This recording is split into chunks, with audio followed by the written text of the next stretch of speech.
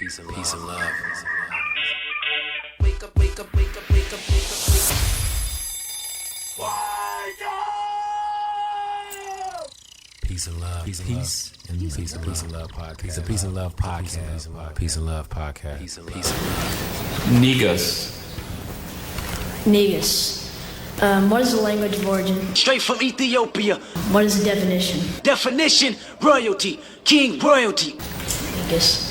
Could you use it in a sentence? Kendrick Lamar, by far, realest niggas alive. Could you repeat the definition? Description, black emperor, king ruler.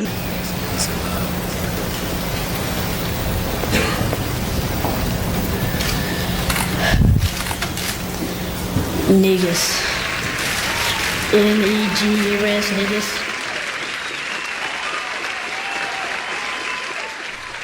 Yo, Peace and Love Podcast. We back in this thing, man. It's a lovely Sunday. This is our first time, I think, being in here on a Sunday. On a Sunday, we probably hit up the Sunday shit. We probably done been in here every day of the week. Keep it real with you. Oh, every day, man. Well, I'm one of your hosts, man. My name is Emmett. You can catch me at EMCGEE. I got the homie in here today. Come on, man. You already know who it is. Your co-host, man. It's Bro, man. You know to follow me at Bro, the producer number 4, business page, Slap of the Trash. We in this thing, bruh. There it is, man. And once again, man, we got the big homie in here today. Yeah, we had to reintroduce. You know what I'm saying? Go ahead, yeah. You know, go ahead. You can do it. Bandana Tha Ragg, man. Mr. Gasoline TV. Bandana _THA_RAGG. Right, man. We had to bring my boy back up here so we can get the official story. You know, we had some mishaps prior to this, but we back in action. You know what I'm saying? With the Compton native. You feel what I'm saying? What y'all been doing? What y'all had going on this weekend? Fact. Though? Man, been taking it easy this weekend, man. You know, just taking it easy, man. You know, just trying to stay away from the coronavirus. Man. It's still serious. You know, I know a lot of counties are opening up. Yeah. You guys still got to be safe out there. Everybody in Texas, everybody in Atlanta, down south. Just be careful. I still think it's dangerous. Hey, they opened the skate rings up back in Atlanta, nigga. Out there skating in Atlanta. They niggas, they opened up the skate ring in Atlanta and shit. They got a line around the corner, huh? What? Listen, man. What y'all think? I'm just saying. Do you think the rate gonna go back up? The COVID-19 rate. I mean, we shall see. You hear me? We shall see, man, because it's serious as hell, man. I mean, you know, for it to be going on this long, like it's been going, and we were seeing a lot of people. You know, they put that boat out there by the what was that boat out there? Is it in San Pedro? I ain't even see it. Oh yeah, it's a big old boat. What, they was putting bodies on it? Yeah, no, not dead bodies, but if you had a virus, they put you on that, and that's where you do your little 14 days to quarantine. Oh wait, so you right? They got niggas quarantined on the boat. Man, niggas quarantined on boats in San Pedro. Yeah, man, listen what I'm trying to tell you. Wow. So right now, overall coronavirus cases in the whole world is over 4 million cases. Yeah. Come on, we have in the whole world. In the whole world. Yeah. So we got over 4 million cases. Yeah. Right now we're looking at about 316,000 deaths. Yeah. But on a brighter note, it's almost about 2 million people have recovered. 316,000 deaths based on the whole world. That's not a lot of deaths from COVID-19 at all. Exactly. I mean, that's not even. Is that 1%? I don't know. That's probably less than 1% if you do the real math. You know what I'm saying? I'm sure that. Think about it, bro. 300. That ain't even 500,000, bro. Right. You know what the population is in China? Yeah. Including the population in the U.S., including the population of Africa, including the population of every other continent. I'm sure as hell that shit is less. The death rate is less than 1% if it's 300 and some thousand across the whole entire goddamn world. So let me ask you this: based on those numbers, does that mean that this virus isn't as serious as people is taking it?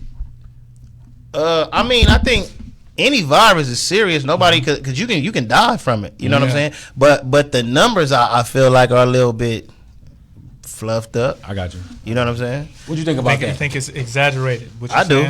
I think the numbers exaggerated for sure. No cap. For real.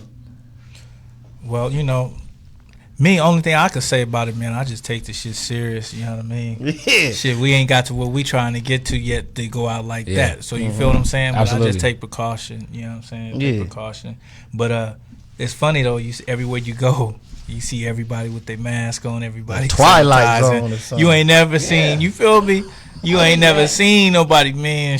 Man, you better be safe than sorry. You know what I'm saying? So I feel like we still don't really know what we dealing with, but I'd rather be safe than sorry. Most definitely. Absolutely. All right, let's jump into it, Yeah, man. man, We let's got get to it, Bandana in here. Bandana from Compton, right? Yeah. What side of Compton is that? Rosecrans and Wilmington, man. In Rosecrans. Fruitown area. That's Fruitown hood. Yeah, that's Fruitown area. Yeah. So we got to start from the top, man. We had you here. We know the story, but for the people, you grew up in Fruitown hood. What was it? Did you grow up with mom, dad, grandparents? You had a single mom. Who you grew up with? I grew up with my grandparents. You know what I'm saying? No dad. You know what I'm saying? Just grandma and grandpa. My mom, you know, she's from the neighborhood. You know what I'm saying? So she was in the streets on that, and then later on she had like a drug addiction, so she was in the mix of that. So then I had an uncle. I had family around the corner. I had, you know what I mean? So it was a family thing. And then your grandparents, you was with your grandparents from the jump, really? From the jump, you know what I'm saying? I was on them. So they raised me. I, never had no wants or nothing. You know what I'm saying? I had everything that a kid could ever want and need, just based on, okay, he don't have no parents, but my grandfather was a real man. Okay. Air Force, you feel me? He worked at the gas company, man. So he made it happen. And he was strict, you know what I'm saying? But like I said, me growing up, I didn't want to hang with kids that had their mother and their father because I didn't have that. So all my friends, their mother was on drugs, their mother was gangbanging, their mother was in that life. Yeah. So that made me, you can't look at me no different way, I can't look at you. But I feel your pain and you feel mine because we both know what we going through without even speaking on what we going through. Because when your mama come around you, I see her. And when my mama come around me, you see her. So that's what made it a family thing. You feel what I'm saying? Yeah. But I see my era coming up. That's what made me push me that way. Because I had everything laid out for me not to go that way. Exactly. Right. But that was like 4 houses down. The homie Mike's house was 4 houses down, and that's where everybody was at.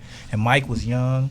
Him and his brother, they like had control of their own house. They was going to hamburger stands every day. They had matching cutlasses, Jerry curls, girls running through. Man, they was like, what, 15, 16? So I'm young. So they raised themselves. Listen, I'm young. They had their uncles, but their uncles, you know what I'm saying, sometimes they go to prison. So they had to run the house themselves. They had an auntie always to cook for them, But they were young men, and they was gang banging. So they brought all the homies around. They brought women around. So as a kid like me, I'm fascinated. I'm like, man.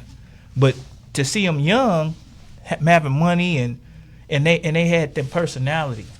They was always laughing and stuff, and that just drew us in as kids. But it was a love thing. From what I see, it was a love thing on me. Would you say the majority of gangs are derived from, brothers coming from broken homes, looking for love? Come on, man. Listen, you have very, very few stories of people said that they joined the gang because they had everything. They just wanted to do this. Nah, man. I mean, it's like we in poverty. We all trying to make it. Yeah. We're scrounging. Okay, I'm over here with my stomach is growling. I remember when they had Jim Burgers. And my mom stayed across the way. And I was hanging with them good brothers over there, right? And they would go to Jim Burgers and order for food, and they was broke, like doing bad. We young, we go up to Jim Burgers, and when they put the food out there, they just snatch it and run. This is how they was eating, and they breaking bread with me, showing me how to eat. Now this is just right across. Yeah. You know what I'm saying? She stayed over there like 1 year. This was in DJ Quick neighborhood, in Treetop. You feel what I'm saying? That's why I said I know them dudes over there. Right. When she stayed over there like a year, you know what I'm saying? So that year she stayed over there, she was with an abusive boyfriend, like Indian cat. And they came to the rescue on my behalf for my mom. So that, you feel me? So how can you really, you feel what I'm saying? So they had a genuine love for me as a kid. Later on in the game, situations happen, things, whatever, but they always, whoever see me with a good, standing, and it'd be always good. What was that feeling that you got? Because you were saying you hang around certain people because basically their life background and their story, you can relate to them. We all going through some of the same struggle. But what was the difference? Like, what was that feeling that you felt from hanging with kids that had both of their parents that caused you not to want to? Man, listen, man, you see the love that I got from my grandparents. And I used to always feel like they had to do it. If I didn't stay with my grandparents, I'd been in a foster home. So in that era, grandparents wasn't letting your family go to no foster home. Grandparents gonna stand up and say, "No, he gonna be with us." Exactly. You feel me? they didn't make me feel no way, but I just knew. You know what I'm saying? It's like, you know, I'm there on the mom's is going in the streets. Whenever she come back, like I had Christmases, used to be presents all under the tree.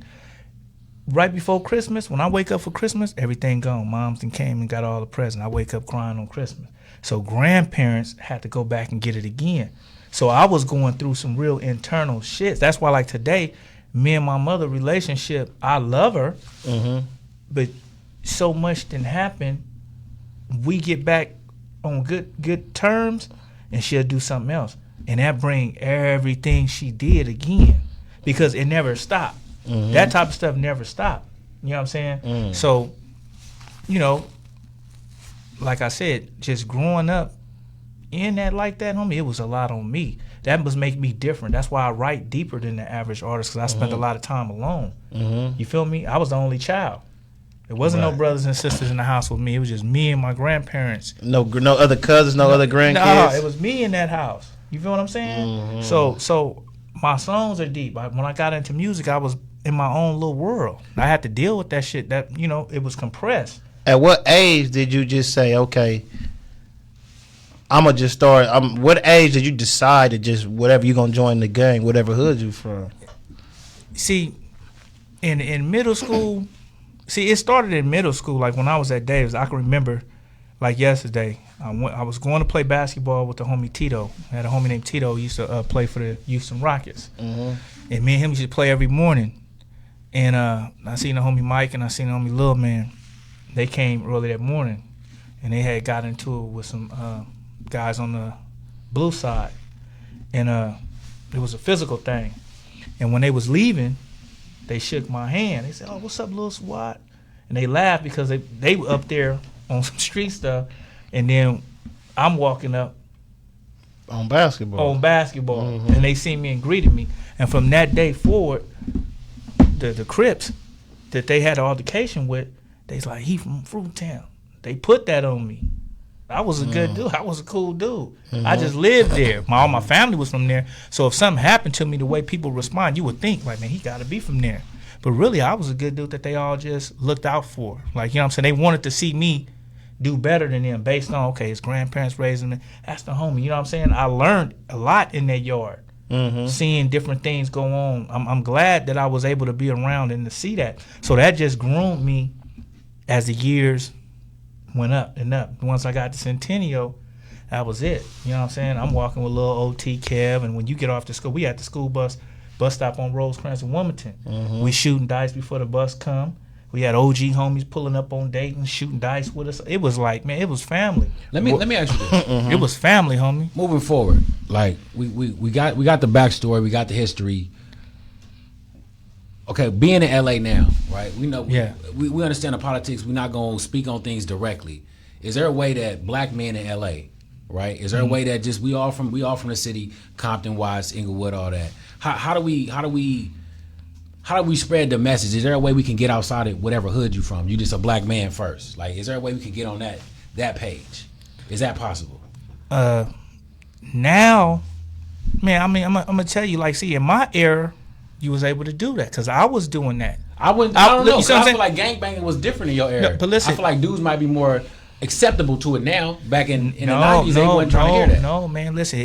I think I agree with you, but maybe we don't know that time. But I agree with you. Listen, Crips on the same purpose together. Listen, I was niggas wasn't trying to hear no peace. Exactly, there wasn't no peace in the 90s. Listen, I was there. They had a peace treaty in 9-2. I was on Rosecrans. I snuck out there. I seen them Crips and Bloods throwing 40-ounce bottles at the police cars. They was breaking the window. Police didn't know what to do. It blew them out the water.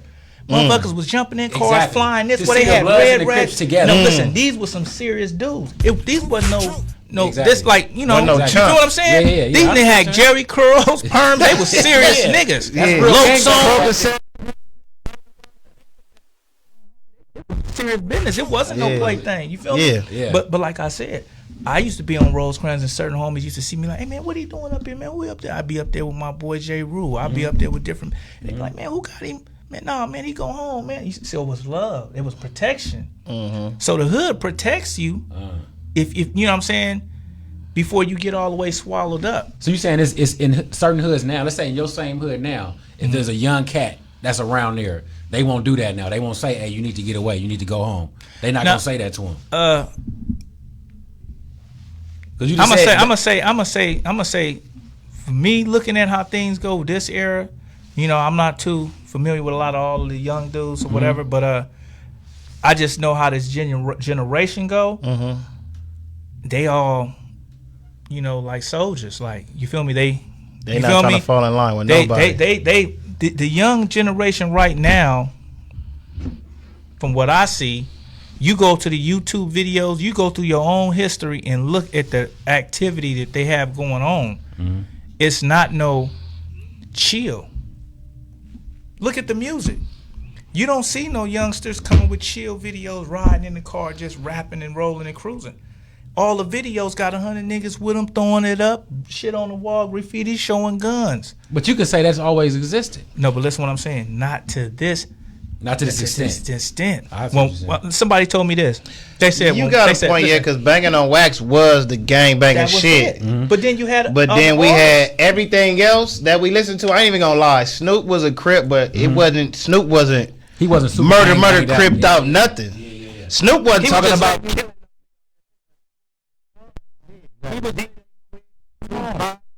Sugar Freeze, all of these E4, anybody from LA to the Bay, niggas was not Ice Cubes. You right, you got a point. If you wanted to get that real gang banging shit, but you was gonna let that Banging on Wax. Exactly, you had to go to the big braids, them red rums, them G Lens, them the relatives, the Nationwide Rip Riders. Yes, indeed. You know what I'm saying? All them niggas, man, the AWOLs, the Scarfaces, and you know what I'm saying, OFTBs and Flip Side, RRP Flip Side.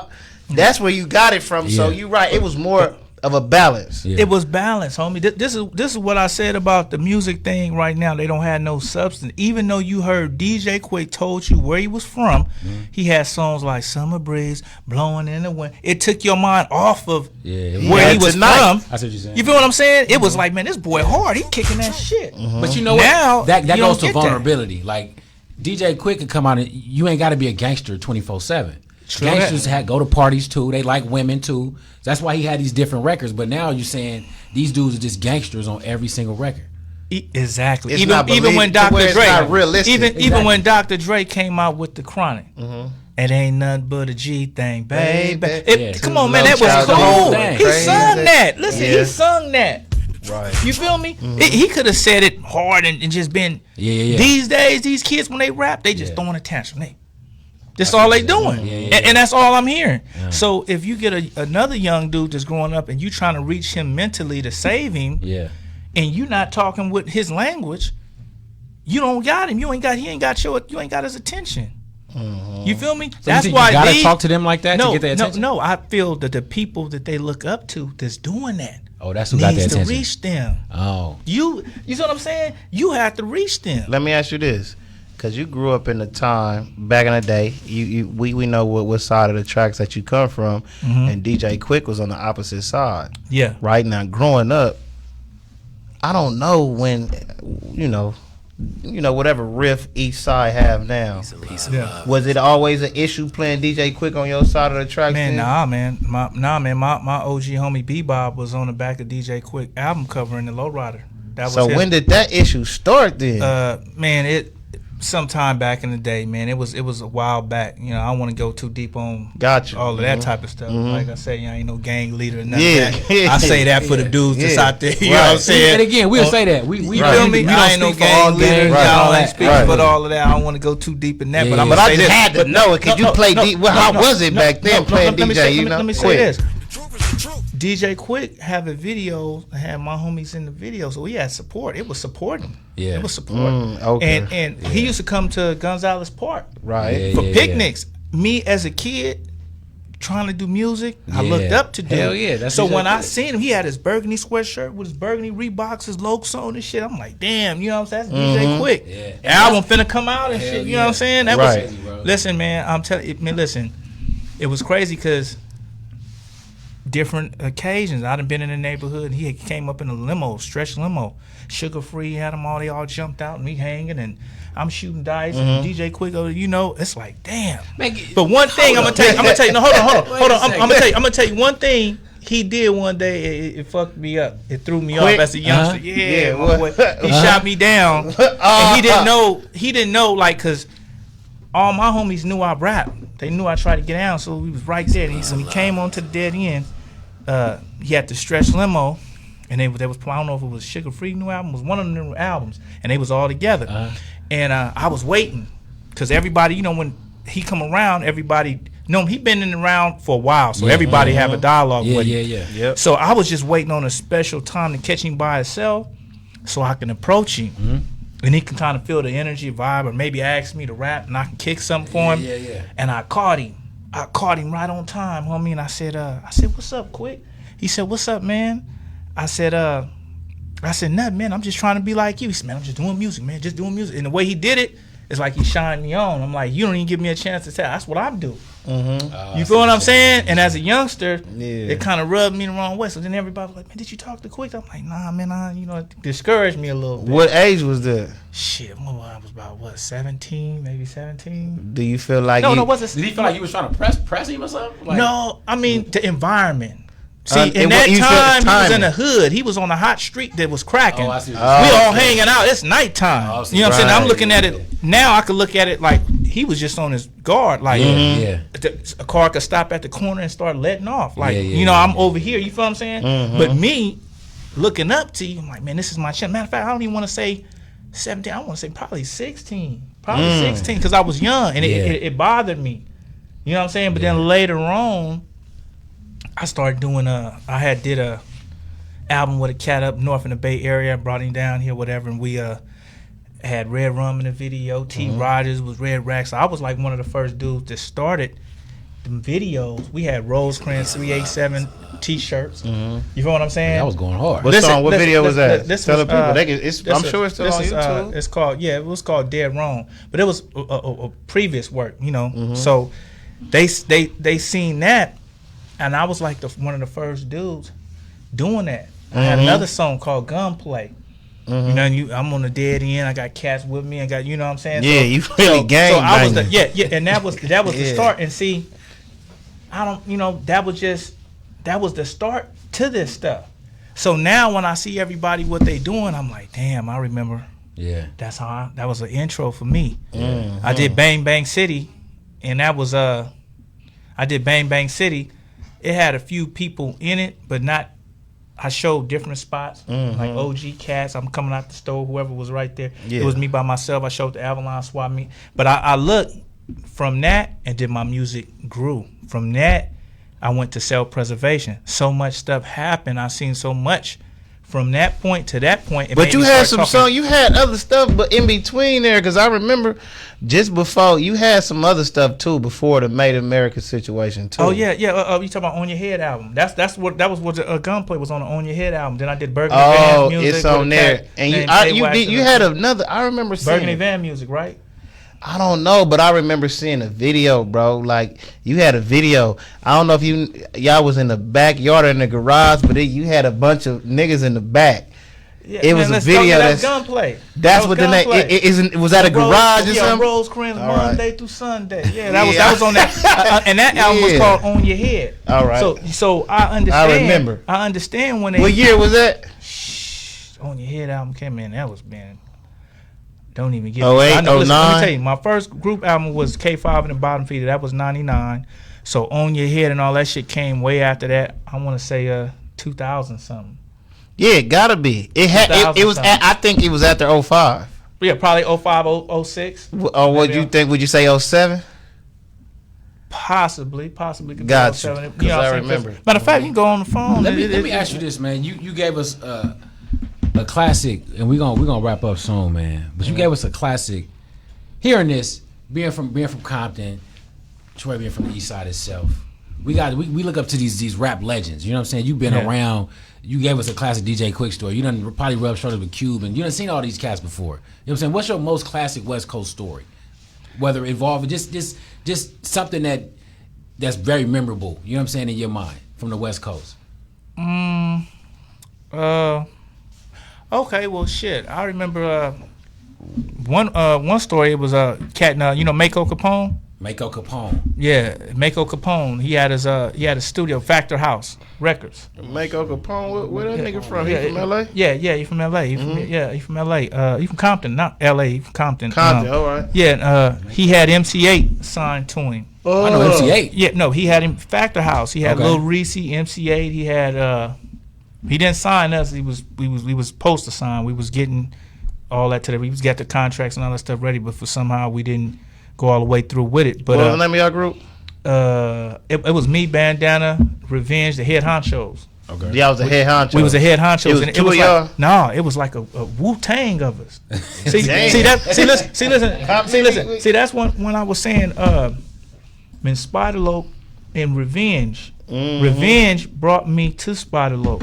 From your rap group. Listen, yeah, he was a leader of the head honcho. He made up the head honchos. Oh, and him right. and Spider was friends, but Spider was in the prison. He was in the pen, and I was with Revenge. So he used to call on the phone, and then when he got out, we went to his mom's house over there, and that's how I was introduced. He's like, "This the homie from Fruit Town, man." You know, back then my name wasn't Bandana. I think it was what was my name back then?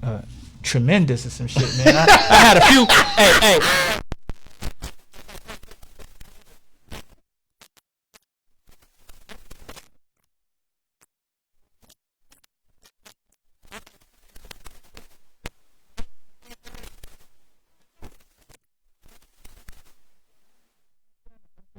I'm Bandana. You can call me Lil Suge Knight. I was trying to push. Oh, this. Oh, you was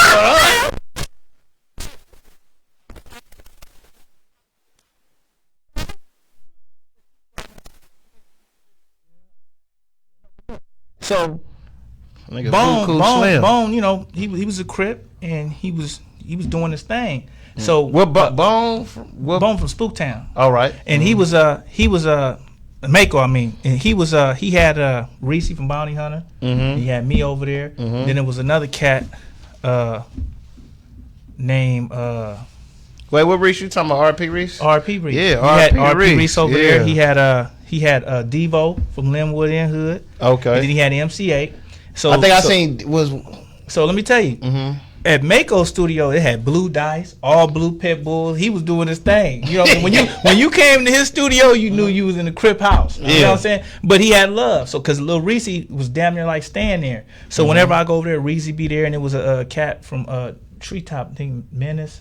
Menace. Yeah, you remember him? Yeah, I know Menace Okay. for sure. I know who he is. I don't know him, but I know he is for sure. Yeah. Yeah, so he had him over there, and back in the day. So this the time.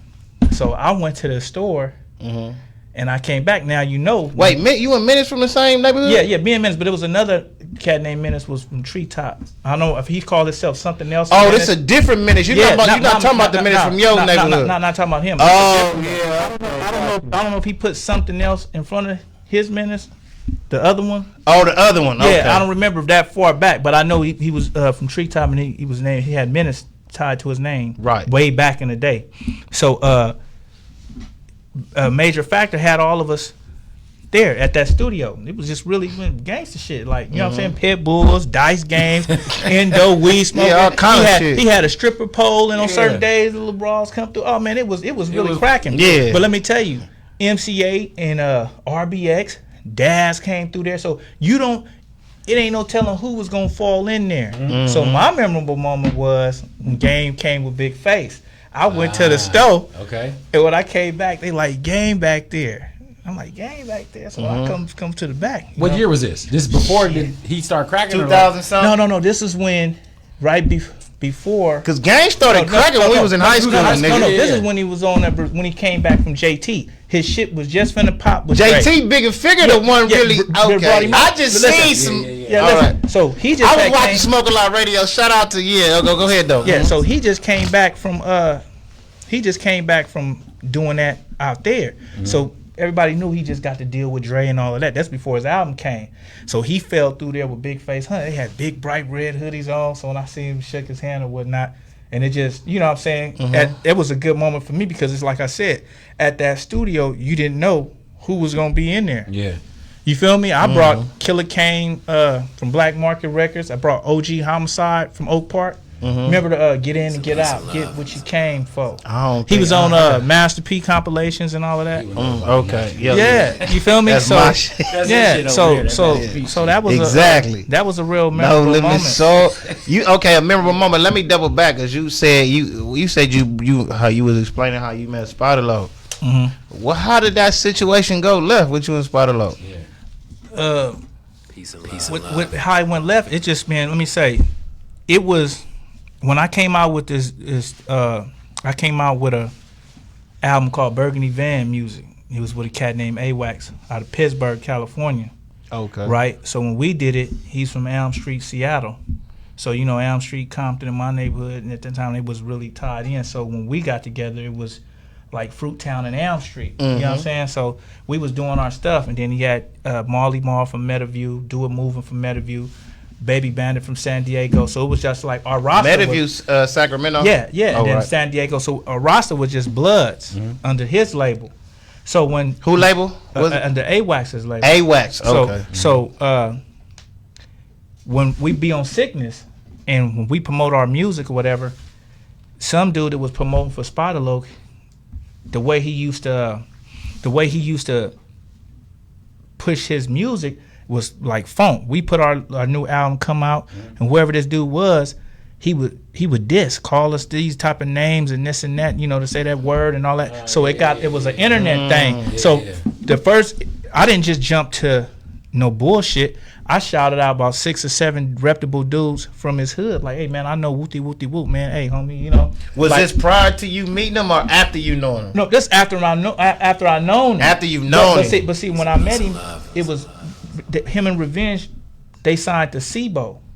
I knew him. I knew him before before he signed to SIBO. He was in the pen. He got out the pen, and Revenge introduced me to him in his mom's garage, and that's when I took him to the shows.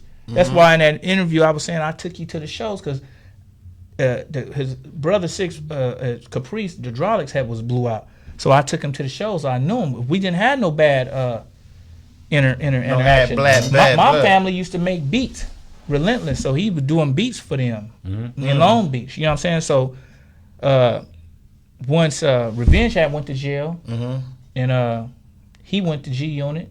You know what I'm saying? So. But after all of that, when I was doing my thing, somebody was promoting Baymac. They was dissing us. Our albums, because we had Burgundy Van. Is Baymac? Is Baymac his? Yeah, that's his. That's his. What? Yeah. It's his label or what is it? It's a clothing line of his label or what is it? I think it's both.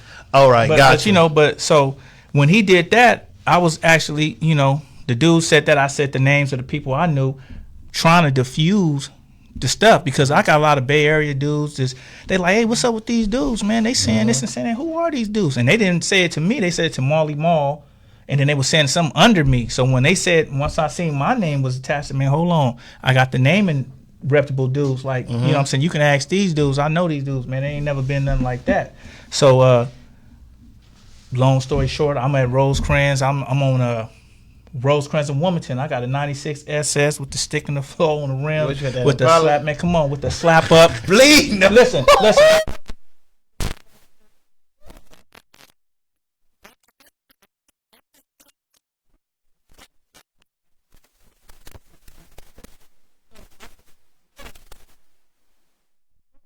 Right. So when I this seen is in him, Compton. You said on Rosecrans. I'm Rosecrans in Wilmington at the light. He's finna go past it, like he probably finna go to 105 or something, you know. Okay. So when I seen him, he was like, and actually I seen coming him from the 91. Yeah, actually I seen him one time before that. He was on death row.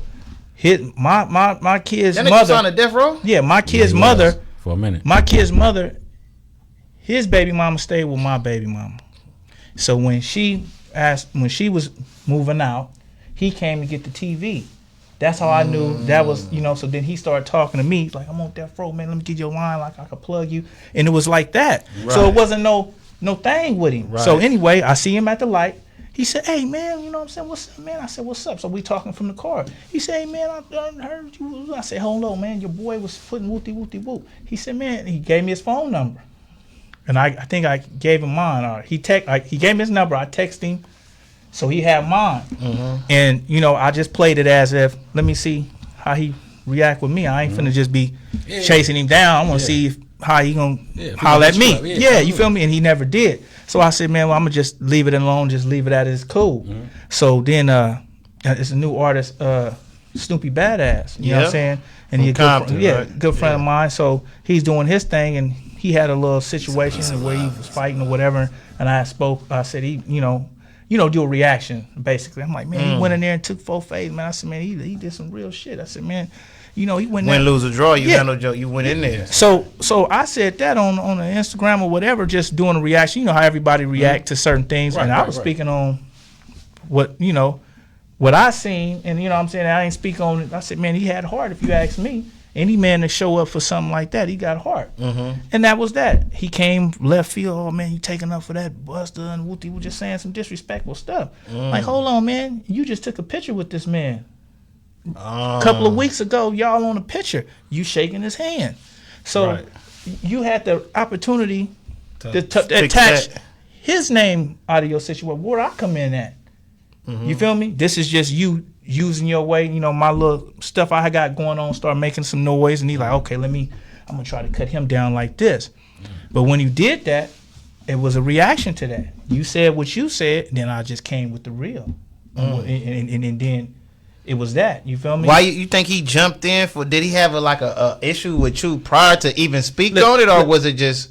Listen, he haven't said nothing. When I seen him in traffic, you gave me your number, and that was that. Yeah. So if you gave me your phone number, that was an opportunity. If you had a problem, I was right here. Your car was right there. It could have been pull over. I need to holler. It could have been ugly. It wasn't that. So he seen the genuineness out of my reaction to him. He's like, man, look, I remember, dude. Hold on, let me. And it was that. Yeah. So my thing is like, you just threw me in the fire. Why did you feel comfortable enough to just?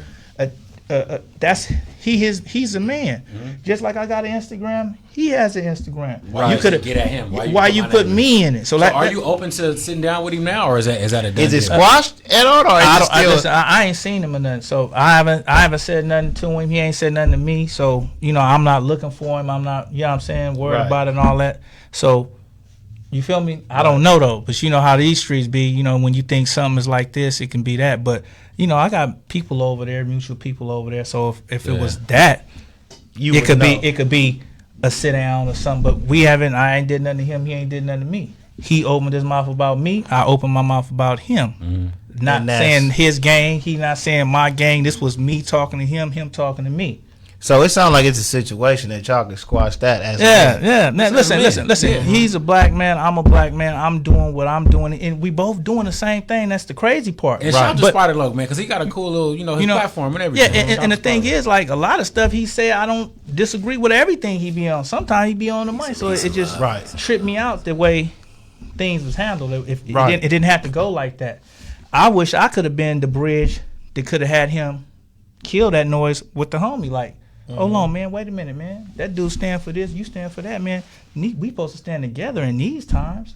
See, this is where that type of stuff sparked the wrong energy. That's why I didn't stay on it long. I spoke my piece as a man. Let his friends know I don't have a problem with your gang. This is me and this man and what he said, and I just leave it at that. And that's just what it is. Yeah, straight up. I got a question for you. I want to revert back because you spoke on one of the crazy stories. With the Yukmouth thing? Or no, just even in because that was a whole nother situation. Yeah. When you bring it up, you can speak on it. I thought because last time you might as well go ahead and speak on it. That was what was that? How did that you and Yukmouth situation even come about? Gonzoe from Caution. Okay. Now Gonzoe from Caution, he has family in my neighborhood that was real cool and close to me. So Gonzoe was a Crip, right? Yeah. So at one point he did an album with the dude A-Wax. And which the dude you was signed to? Yeah. Okay. So when they did the album, I got to be around Gonzoe, and that's how I found out who his family was. But when I met him, the A-Wax guy, he had his own thing he had going on, different people he had his thing going with or whatnot. And I don't mean to be speaking too much on that because that's another man's business, but he had his thing going on. So when Gonzoe got over there, Gonzoe was tied to a lot of people that they had stuff going on with. So when Gonzoe made that initiative to go do an album with him, it pissed a lot of people off that he was dealing with. So once he got over there, the first thing he did when he got around us, we was drinking and whatnot, and when you drink alcohol, the truth come out.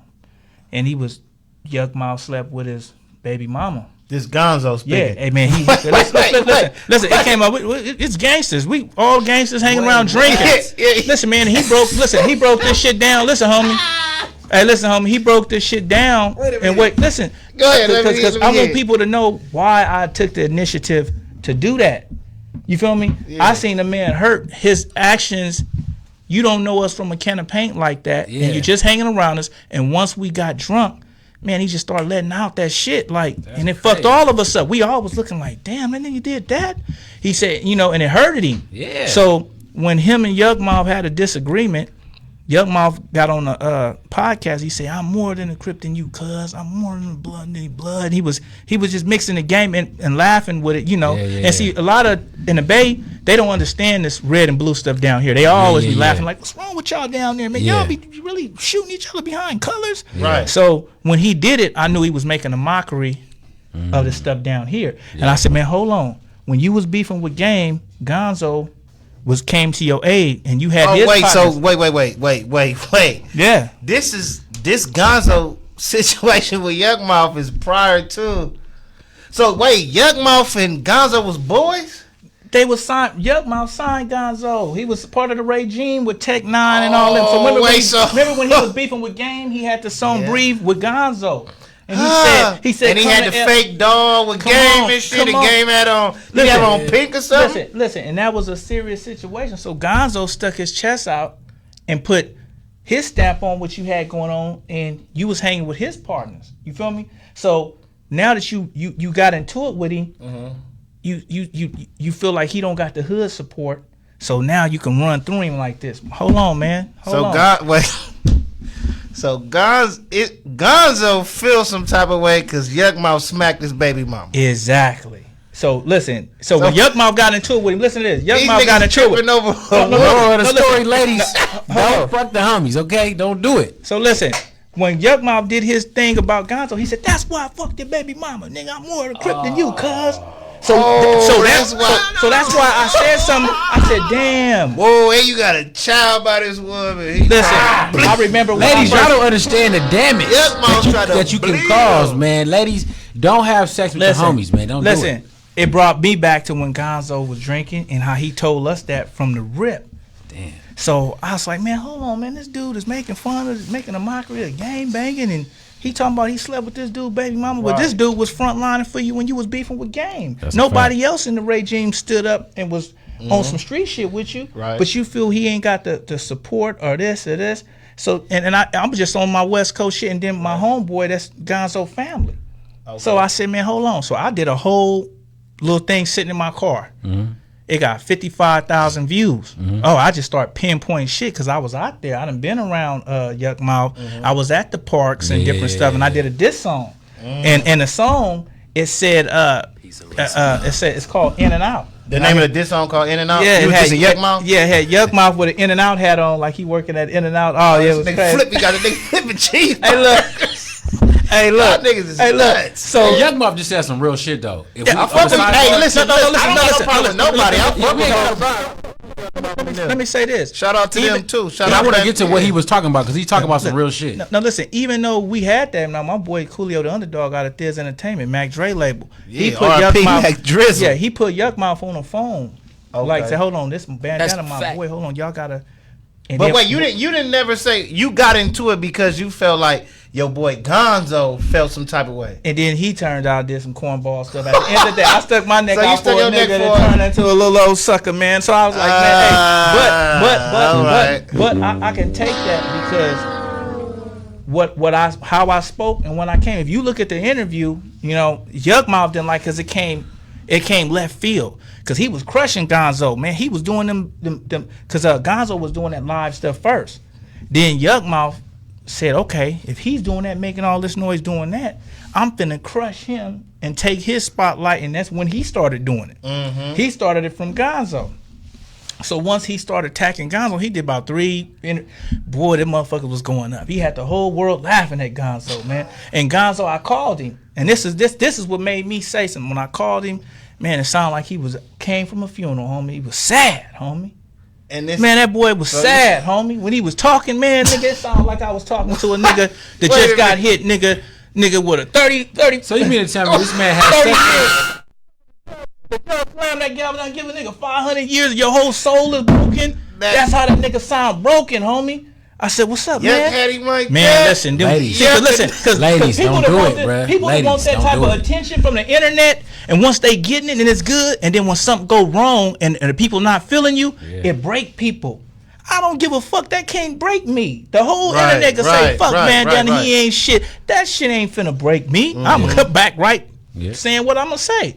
And see, when I heard Gonzoe sound like that, I said, man, I gotta speak. I gotta say something, man.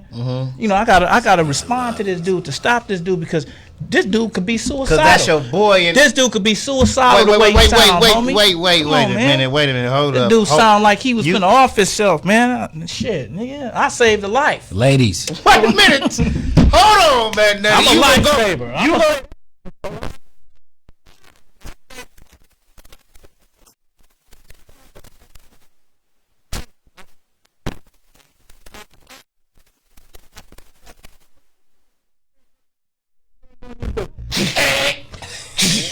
That's what I did, homie. Everybody on the internet seen that, man. That boy was quiet.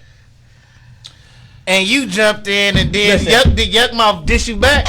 No, he didn't say nothing back. He didn't say nothing back. But y'all ended up getting on the phone. Yeah, we got on the phone and talked and squashed it. He said, when I see you, man, we gonna pop a bottle and this and that. But he still ain't got me blocked. He still ain't unblocked me yet. Yukmouth unblocked me, man.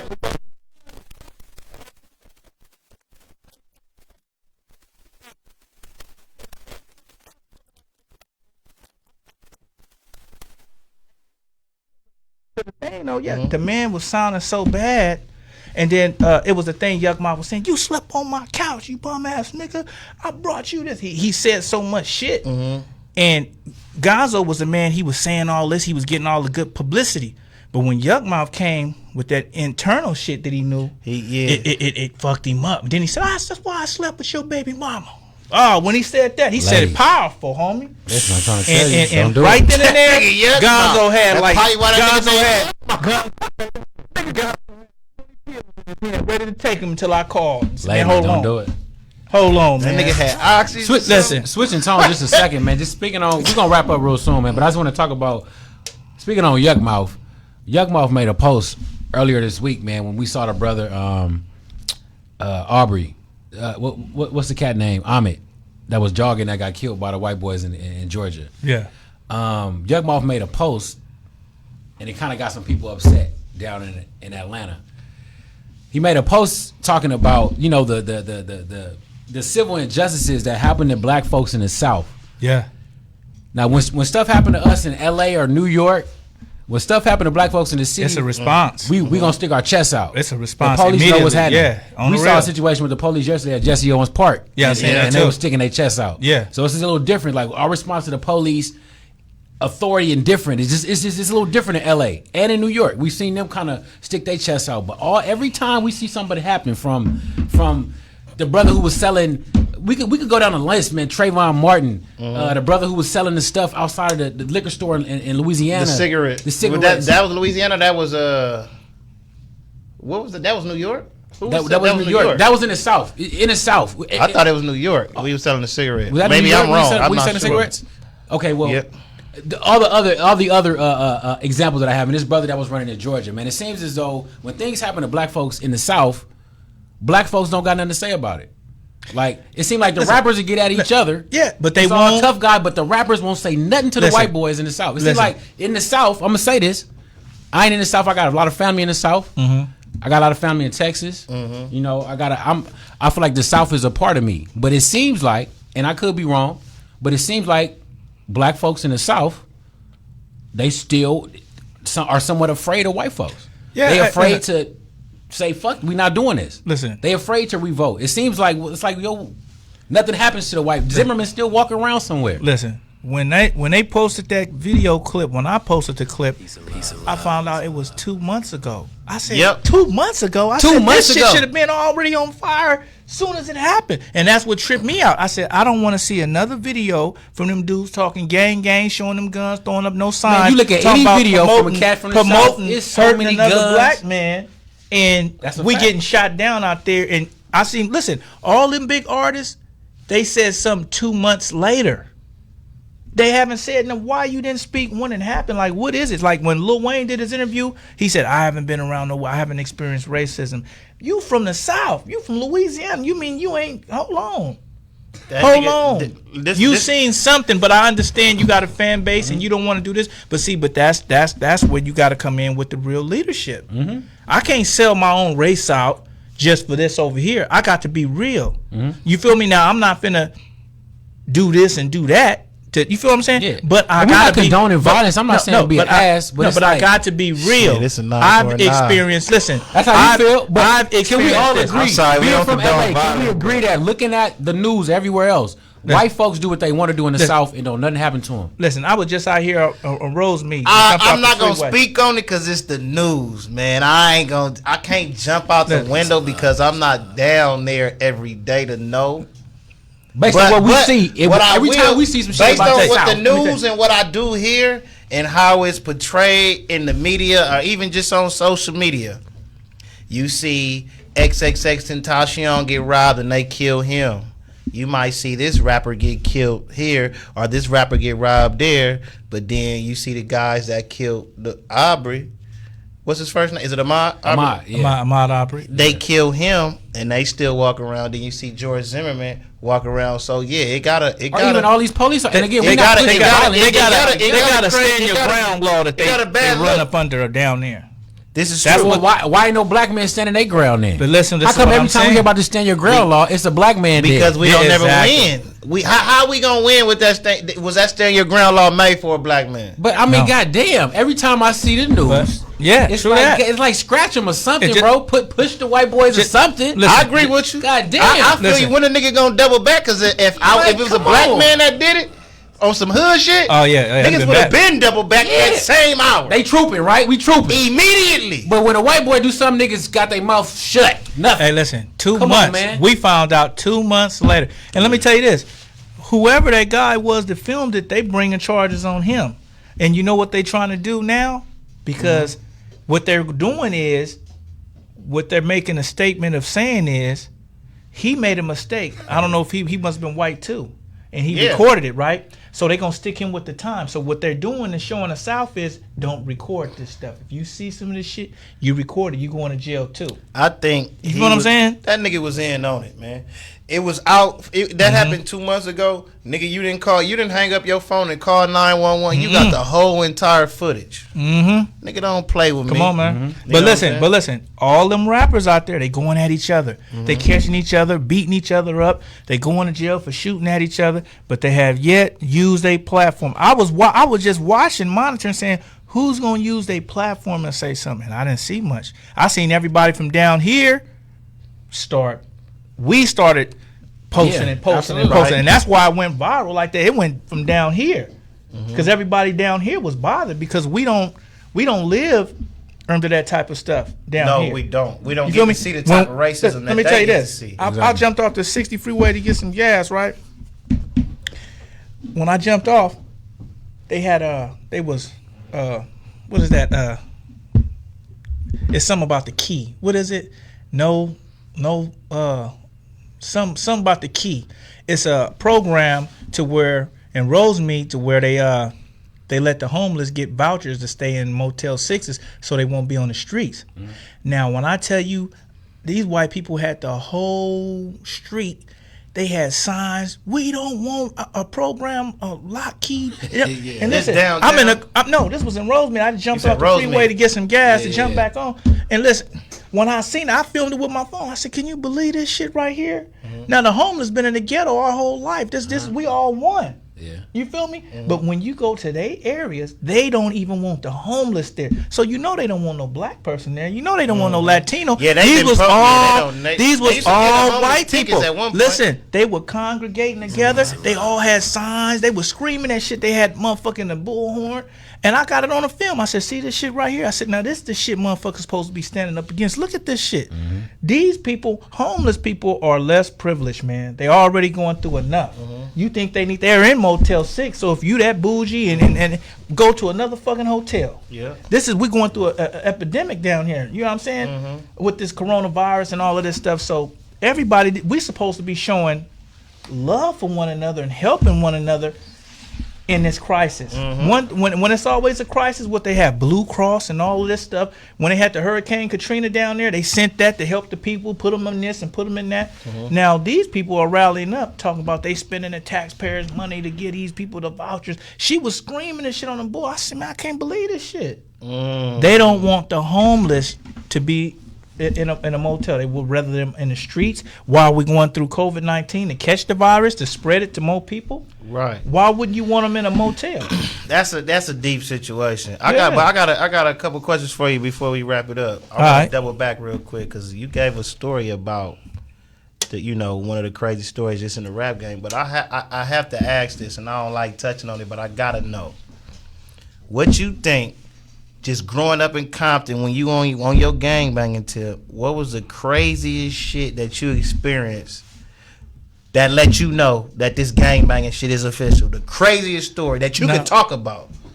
Nah, I really don't talk about them type of stories, period. But I'm gonna tell you this: as a kid, it was a shooting on my street, right? And I was riding a 10-speed. Right? My uncle had a 10-speed. He had passed, and my grandparents kept it. So they put it together for me, and I was riding this 10-speed. And those is big, and I was real small. And the car pulled up, and when the car started shooting, I froze. I couldn't move. What age were you? Man, shit, was I like, about 9 to 10? Oh, you was a Listen, kid. I was a kid. Yeah. And somebody pushed me down, said, get down. Like, it was one of my friends. They pushed me down off the bike, so I fell. Right. And I knew they saved my life because I was looking at the car like I was like a TV screen or some shit. I couldn't believe it. The element of surprise, and I was just too young to react.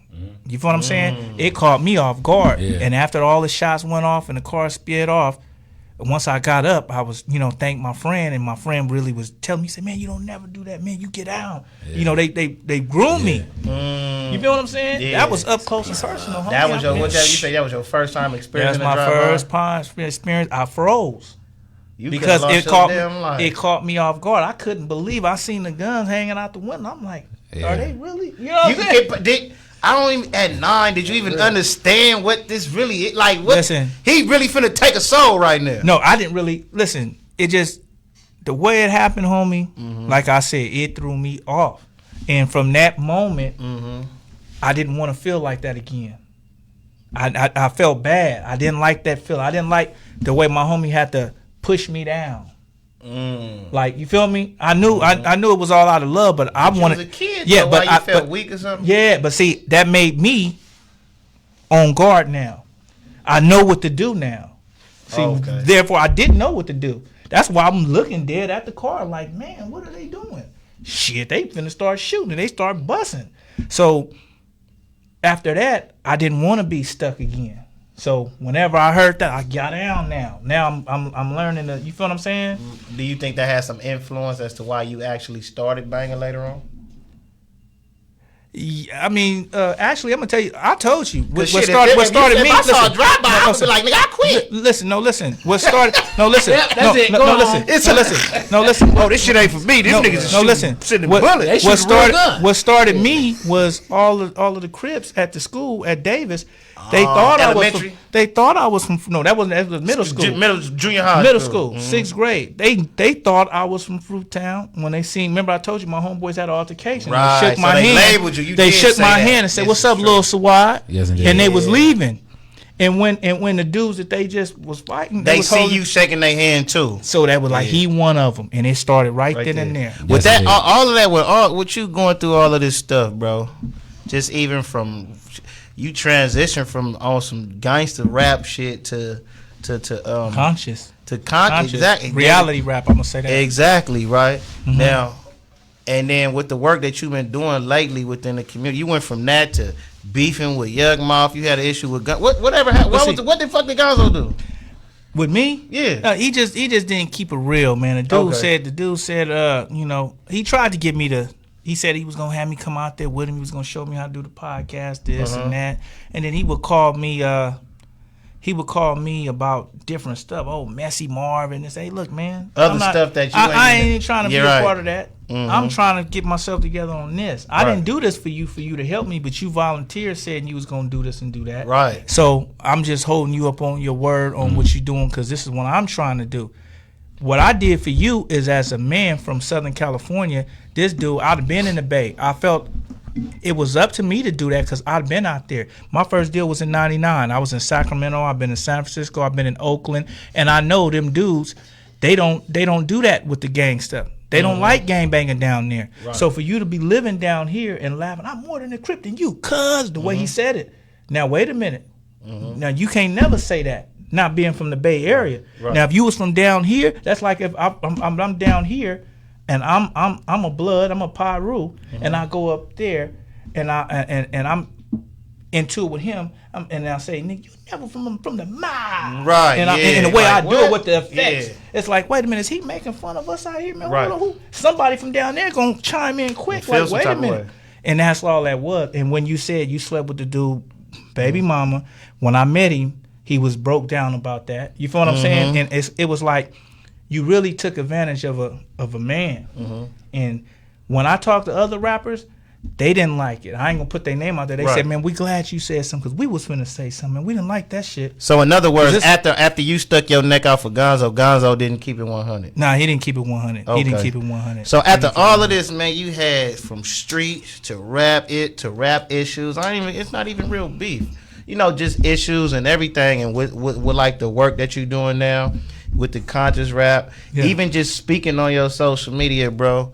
What is, and you got Gasoline TV right Gasoline now. TV, yeah. What's the purpose, and what you trying to drive with Gasoline TV right now? Like what you trying to get to the community? Let me tell you this. When I started Gasoline TV, this is what made me take my Instagram, which is Bandana Tha Ragg, as an artist, as an actor, because I was in Made in America movie. My boy, shout out ING Films, Fear None. He didn't put me in a few of his movies. Shout out Barry Davis too. Yeah, you know what I'm saying?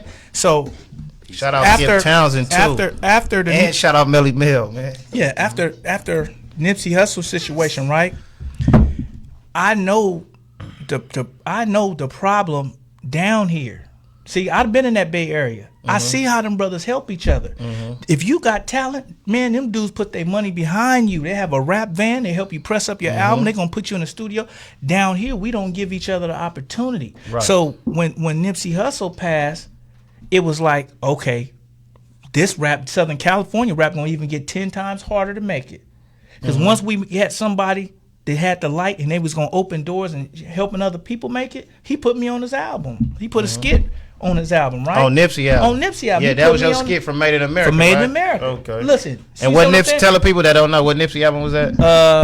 That was his early, I think, Bullets Ain't Got No Name, Volume 2 or 3, and it's the song Rap Music. Yeah, because third Bullets Ain't Got No Name, the third one, that was the last one. He got 3 of them. Okay, it was either 2 or maybe 2 or 3. It was the song Rap Music. Okay. But this is what I was saying. I said, you know what? I see how the Bay Area do with the JT, the bigger figures, with Mac Dre's and Messy Marvins and all them dudes. Jackers. Yeah, Jacker. All them dudes was helping each other. So that's what Nipsey was doing down here. He was got Killer Twine. He was doing his best to reach out to help people, right? I said, well, this is what I'm going to do. I'm going to start Gasoline TV, and I'm going to help artists on my platform. But what I did do, if you see my platform, it's a lot of Bay Area rappers. You'll see probably a little more Bay Area rappers, because this is what I said. I said, now every artist out here that helped me, that was I see helping other artists, I'm gonna promote your stuff. But if you one of them artists that you ain't helping, I don't want to have nothing to do with it. because you're not you hurting the culture. Exactly. I said what I'm gonna do, because see, Game was signed out there. When Daz left Death Row and he was kind of doing bad, he went up there to JT. When I went out there, Daz went up there to JT too. Yeah, Daz. Okay. Remember when he did the Long Beach? JT was plugged in. Long Beach to Fillmore. Remember they Okay. had that album. So the Bay Area always helped cats from down here, and they make their money off us. We get mad at them because they know the business more than us, because they've been independent so long. They know the numbers, right? Right. So when Game and Daz came back down here, they probably was feeling some type of way because the numbers didn't add up. But they gonna get their money, right? But I said, nobody down here ever get them boys they props. They help us down here, up there. I said, so I'm gonna get them they props up there. I'm gonna be the one, because they help me and I'm appreciative. So I'm gonna always give them dudes an outlet on my platform, and I'm gonna give the cats down here that's deserving the opportunity, to be on my platform too. So you see the Doggy Style League cat out of San Bernardino. I promote his stuff. Yeah. You like Lil Snoop or Yeah, something. you feel me? And listen, but seen listen, that but nigga? listen, I like him, though. He kinda cool. but Nigga like listen, Snoop. but he Baby should have Snoop. signed him. What? He should have signed him. That dude pay homage all day. He doing the walk to his music and all that. He just paying homage. Why not grab that dude before something happened to him on the streets and you don't have a chance to save him? We doing do numbers that for out him, here. don't sign him. Down here, you can see somebody with some real talent. Even a Snoopy badass, he got good talent. He got a good distribution deal, I thought. Yeah, but listen. Look how long he should have been had it. Somebody that he's from down here. Let me Why ask you he this, ain't? man. You feel me? What would you lead the people with? Huh? Like something positive. Like if we gon' I feel like we get into a positive note. What would you lead the people with? Something like something inspiring, something positive for the young rappers, the young brothers that might be in gangs. We got a lot of different types of people watching the show. What type of positive information would you lead the people with? Man, I'm gonna tell you this, man. I believe like this. In this world and in this time in this world, it's a spiritual warfare out there. You know what I'm saying? So we all here in this world, we all got to leave up out of here. So if you've been in that life, if you did a lot of wrong, make it right. Okay. Make it right. Let your outro be right. How do they make it right if they don't know how to do that? Helping the community, helping a new young dude, tell him the right stuff. Don't lead him to jail. Lead him to college. You know what I'm saying? You feel me? Don't shoot up the street where the old lady get hit. Help her across the street with her groceries so she don't fall because she's old. You see what I'm saying? Right. We can do it together. Let's uplift one another and do it together. Let's start our own businesses. We need black businesses. We need black lawyers. Look how that system do us. When we get up in there, they hit us, slam that gavel, and we don't have no lawyers. We don't have representation. We don't have no property. We don't have houses. We die for these streets and these neighborhoods, and we don't own nothing in them. So what is our life at the end? What do we get from this life? Besides heartache, pain, tears, and sorrow. You feel me? So any youngster that's growing up, be yourself and make a difference. Whatever you do, if you're doing music, come in this rap game to make a difference. And how you make that difference is helping somebody else change their life. Help somebody else. We all done ate noodles before.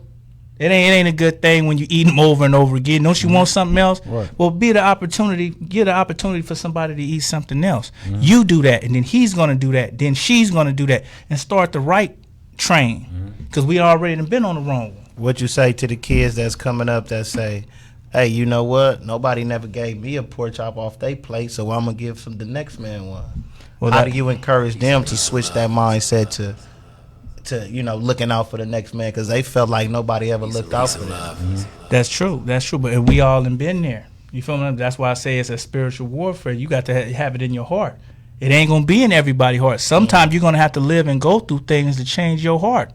You feel me? God say he'll make your enemy your footstool. So the same person was giving you problems in the world one day might need you.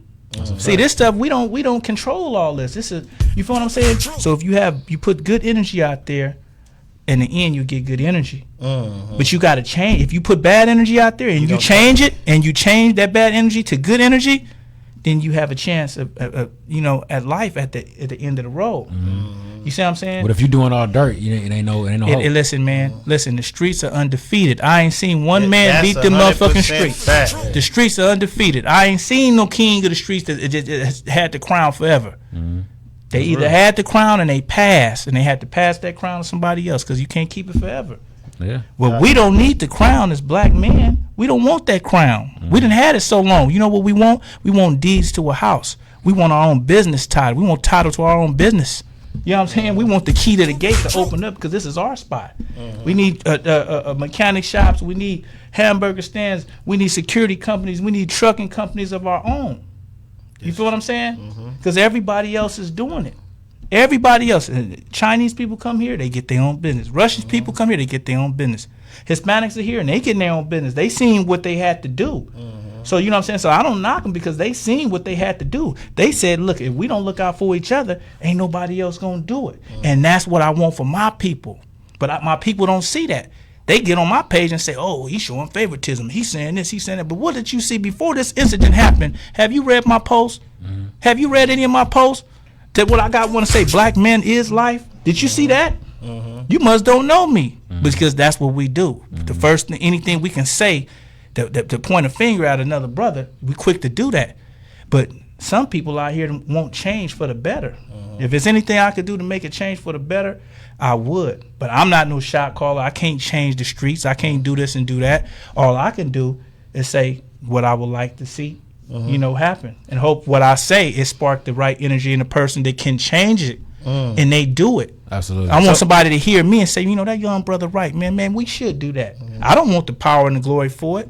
I would like to strike the match. You just want to change. I just want to change. What you got coming up like next? Do you got any albums coming up? What you got going on with Gasoline TV? Anything? Yeah, Gasoline TV. I'm trying to put this podcast together for that. That's what I want to start doing. I might need to hook up with y'all, man, so we can. You feel me? I need this type of setting for that. And they said they got something called what is that, Zoom? Zoom. So I want to get on that where I can get different brothers on there, different people on there, and we talk about it. But I got shit, bro. I'll keep it 1,000. All you need is a mic and the camera, nigga. Yeah, I got an album called Benevolence. Nothing else. You know what I'm saying? I got an album called Benevolence. I'm gonna work on. I'm gonna start working on that, that's gonna be cold. What I wanted, but I know I can't do because it's too political. But what I wanted to do on Benevolence, I wanted to have a song with people that from different neighborhoods that probably didn't get along. But I don't want them representing neighborhoods or gangs and nothing on the song. I just want it to be a real reality song when you just tell your side of the story. And at the end of the album, I was going to show, see, we all come from together. We all think the same. We all want the same. So why are we fighting each other? But listen, but I'm a nigga on the bottom. I'm thinking this. All these dudes is on the top. Why they ain't thought about it? That's a fact. What you got for the people, man? For me, man, last but not least, bro, you got some people out here that want peace, and then you got some people out here that don't want peace. I just feel like I will want the people that don't want peace, don't conflict your issues or your pain or your struggles or your feelings on the people that do want peace. You know what I'm saying? Yeah. Because it's a lot of people out here that got kids. It's a lot of people out here that's been through the ringer already. It's a lot of people that's been shot at, shot people. You know what I'm saying? Been to jail, been to the pen, been to the county. It's a lot of people that's tired of this shit. You know what I'm saying? Yeah. So don't rain on their parade. If they right. If you're not one of those people, bro, that's with the peace, don't be mad or don't have nothing to say about somebody that's with the peace. You know what I'm saying? Nobody trying to speak up for the next man, but shit, we trying to speak up for a whole entire generation. We got kids, we got generations to come, bro. You know what I'm saying? For those people that don't want peace, it's the same people. How the fuck you don't want peace, but you don't want your kids harmed and you don't want your family harmed? I feel like if you don't want peace, they should all go out fuckery. to a field together and let all the motherfuckers kill They each ain't other. finna do that shit. Put their backs together like the Wild West and get to see who draw first. If y'all don't want no peace, y'all go kill each other. Let me see this. And what went over everybody's head is when I spoke, I didn't speak for a gang. You know what I'm saying? I didn't speak for no street stuff. I spoke for the civilian. I said the security guard that's gonna be walking down the street to get his head blown off behind something he had nothing to do with. Exactly. I spoke for civilians. I didn't speak for gang members. So that's what people got twisted. They like, well, he's speaking. No, I'm speaking for the upright person coming from school, coming from that security guard job. And if you guys are showing videos and you guys are doing this to these people, once they start doing things, it's gonna be every It's man gonna be a for problem. himself. Absolutely. If a nigga got a problem with somebody speaking on peace for regular civilians and gang members, then nigga, it's something wrong with you. You need to go figure out what's going on with you. You know what I'm saying? You know this what it is? war been going on for at least for about 40 years out here in LA, bro. Right. Both sides done took from whoever. Right. I don't give a shit how weak you feel the next hood is, how small you feel the next hood is, how they don't do this, how they don't do that. Everybody took from everybody. We can't nobody bring none of our loved ones back. That's We right. can go, you can go over there and take 20 from over there. They can come back and take 20, but ain't none of their loved ones. Everybody gonna keep suffering and ain't nobody finna win. That's real. This ain't no win-win situation. Unless if you a nigga that consider getting killed, getting shot, or going to jail as winning, then yeah, nigga, you winning in that. You feel what I'm saying? Who the fuck want to win in that? You can have that race if that's what you want. That's real. So if that's the race that you win, then you stay your stinking ass in your goddamn. You stay where you at. Don't conflict whatever issues you got over here on the people that That's real talk. niggas is tired of shit. Niggas is tired of losing loved ones. People is tired of people is tired of, bro. And I don't speak for every man, but it is what it is. And niggas don't like to hear the truth. That's real. You know what I'm saying? I'm not saying you gotta go shake niggas' hand and be all buddy or none of that shit. I ain't say be peace with kumbaya. You ain't gotta go break bread and go smoke no blunt with no nigga. You just stay on your side of the tracks and they stay on their side and watch the murder rate go down. That's a fact. That's all I'm Just saying. mind your business. Take care of your Just family. mind your business. Everybody ain't gonna get along. I'm not telling you to get along. I'm not telling you to go shake hands and dap it up with a nigga that didn't harm one of your family members. But just understand that if you didn't harm that nigga, somebody from your hood harmed somebody from over there. Right. And vice versa. Ain't no such thing as get back. Exactly. You gonna keep going on and on and on and on and on and on. This shit gonna have to end somewhere. I get it. Fact. That's a fact. I get it when a nigga come through and do something to your loved ones and you want to double back and do your shit or you want something happen to them. I get that. I get it 100%. But at one point, do niggas say, okay, I get that, but I get that niggas can't keep losing their lives too for this bullshit. And that's just where I'm at with it. That's all I got to say on it. It is what it is. That's it, man. Ain't nothing else Yeah. left to be said. We got these face masks. Y'all want something, get in the comments. We're going to try a couple other different people out with this design. Y'all know bro made the logo right here. We got the niggas in LA mask. Get in the comments if you want some. Shout out to Stoic Printing Services on Instagram. Yep. And hey, that was it, bro. That's it. You got anything? I mean, get the people your handles one more time, G. Bandana _THA_RAGG, man. There it is, man. Well, Peace and Love Podcast, man. Y'all stay safe. Y'all be good. God is good. And that's it. Bam. That's it. That was powerful, man. That's all right. Man, stupid. Man, I'm just saying, man. trans on It's gonna be- Wake up, wake up, wake up, wake up, wake up, wake up. Peace and love. Peace and love podcast. Peace and love podcast. Peace and love podcast. Peace and love podcast. Peace and love.